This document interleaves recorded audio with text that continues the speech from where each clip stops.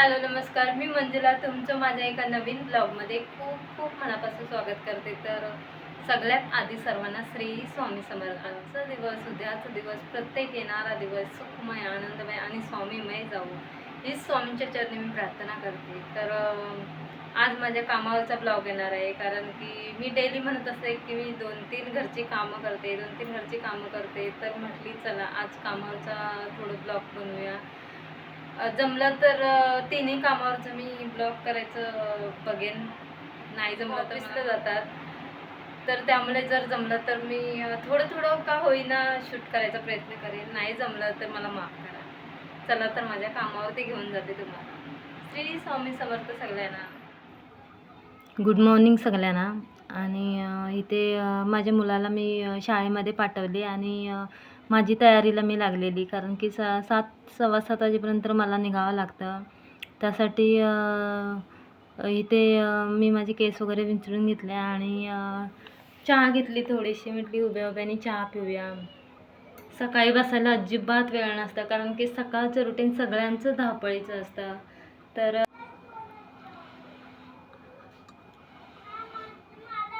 तर इथे मी चहा वगैरे घेतले आणि देवाला नमस्कार केला आणि तसेच मी यांना बोलायला गेली, कारण की दरवाजा लावायचा होता. मी गेल्याच्या नंतर हे जातात 10 वाजेपर्यंत.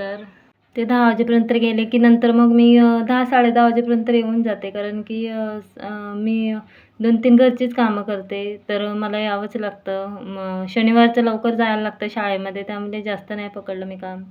तर मी इथे आले. आता वरती असं डोंगर आहे, तर डोंगर चढत होती.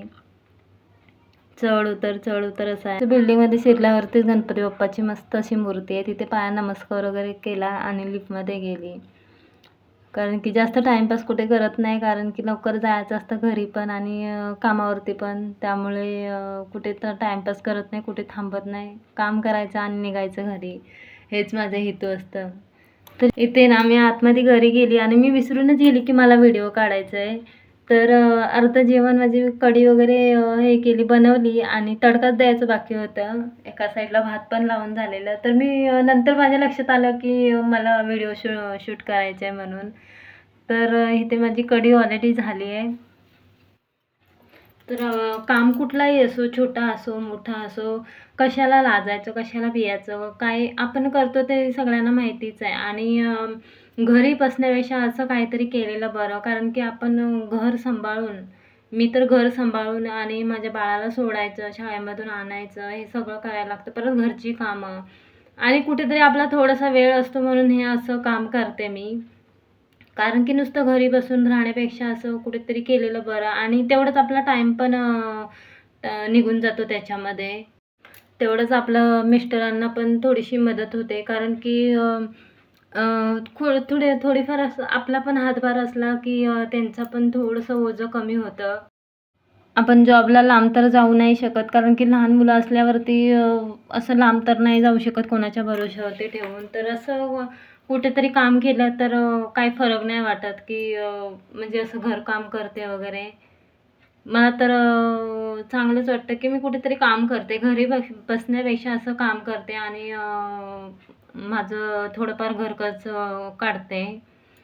आणि माझ्या नवऱ्याला माझा अभिमान वाटतं की तू सगळं घरातलं करते, बाहेरचं करते, परत मुलाला शाळेमध्ये आणायला, सोडायला हे सगळं करते. तर तर तू तर डबल टिबल पटीने माझ्यापेक्षाही काम करतेस. तुला कसं जमतं हे सगळं करायला? कारण की शाळेपासून तुझ्या कामापासून आपल्या घरापर्यंत एवढं सगळं कसं जमतं आणि कसं तू मॅनेज करतेस? तर काही नाही, आपल्याला जर करण्याची जर जिद्द असेल ना आपल्यामध्ये, तर ते आपोआप होऊन जातं.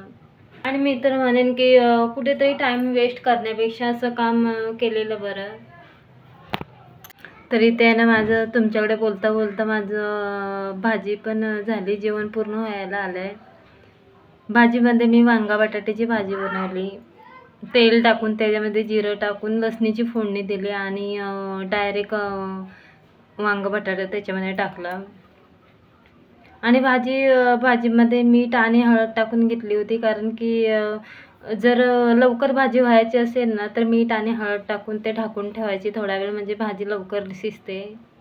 नंतर भाजी झाल्याच्या नंतर मग त्याच्यावरती मीठ मसाला टाकून कोथिंबीर टाकून ढाकून ठेवून दिली. आणि मी इथे दुसऱ्या कामावरती गेली, पण तिथे मला शूट करायला नाही जमलं, कारण की तिथे खूप घाई गडबड होती आणि नाही जमलं तिथे मला हे करायला. तर इथे मी तिसऱ्या कामावरती आले आणि पहिलं पाणी आणि इथे आली आणि तिथे पण जास्त काही काम नव्हतं, कारण की बाहेर गेली होती, त्यामुळे थोडंसंच काम होतं. पटापट केलं आणि घरी जायसाठी निघाली, कारण की 11 वाजेपर्यंत पाणी येतं, त्यामुळे घरी पोचावंच लागतं काही पण करून.